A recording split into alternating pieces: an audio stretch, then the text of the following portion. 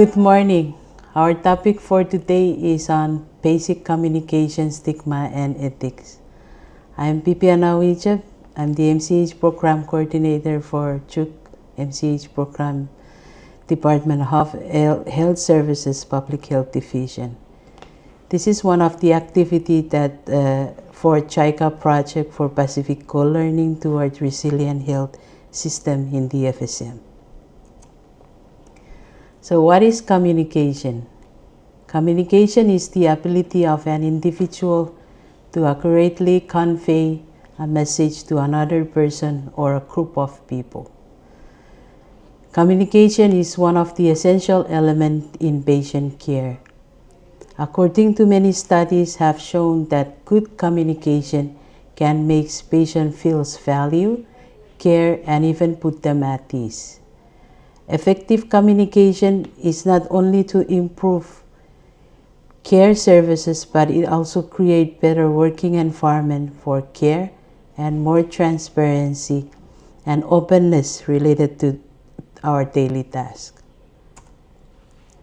WHO also indicates that to improve quality of care for mothers and newborn, healthcare must be effective, safe, people-centered, timely, equitable, integrated, and efficient. I would like to elaborate more on people-centered and experience of care because these are part of communication.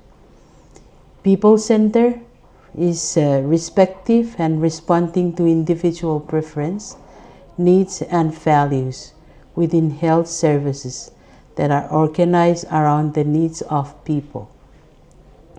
Experience of care, it says effective communication, respective of preservation or of dignity and emotional support. Basic communication with mother. As health care provider or health assistant, these are the important tools that we need to consider when you see your patients.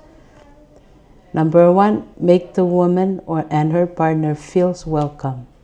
By how? Greet the patients and the partner. Always welcome them to your clinic.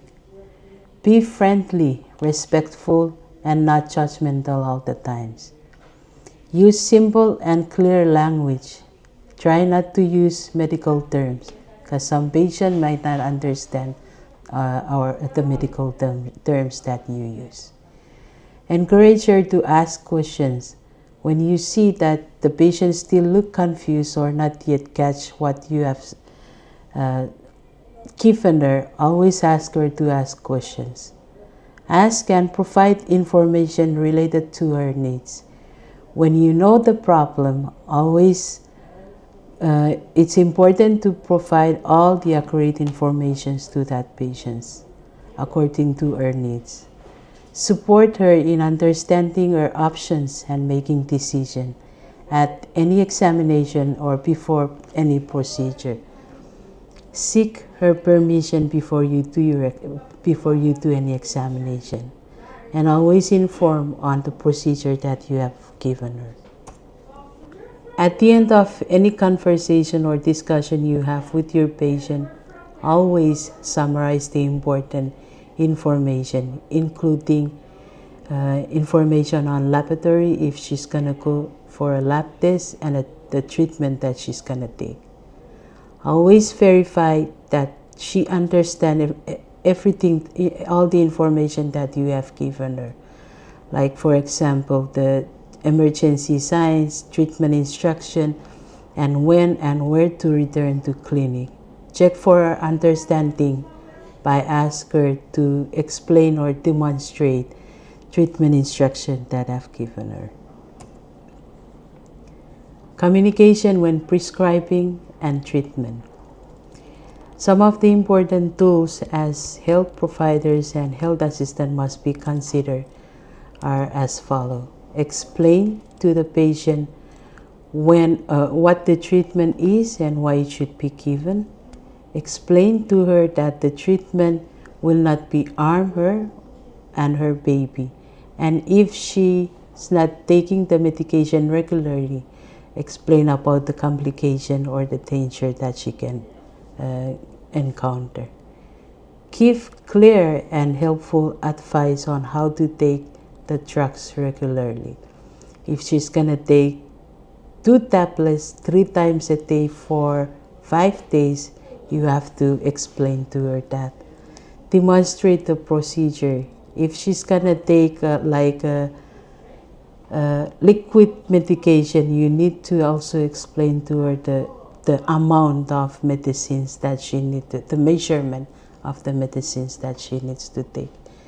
Explain how the treatment is given to the baby. Same information also need to give.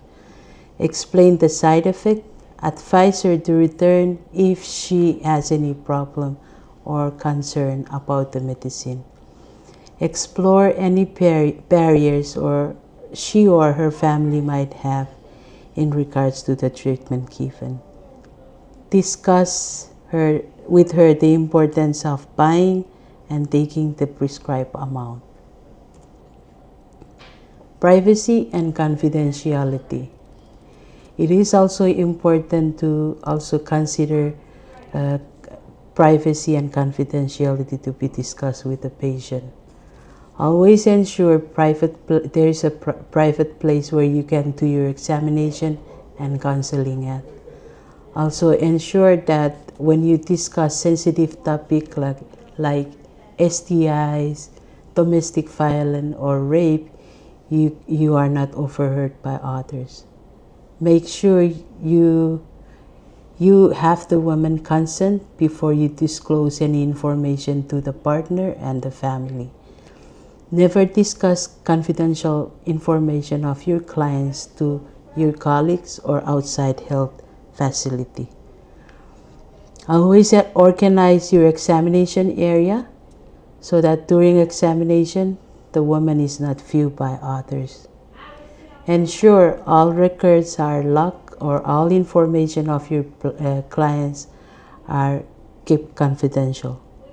Limit access to logbook or registry only to appropriate providers only. Attitude toward women who need special attention and care. It is very important to us health assistants and health providers to always make sure that you are not ruthless to your clients. Facial expression like frowning, rolling eyes, or not attentive to your patient, no eye contact. Unavailability of providers like chronic absenteeism, negligence, or unattentive. Lack of privacy, there is no privacy in your setting. Poor communication, favorism, and judgmental. In summary, it is important to always remember the importance of good communication in your health setting. Good communication can improve quality of care for mothers and babies. The method of communication you choose could affect your relationship with your clients and colleagues. Thank you very much.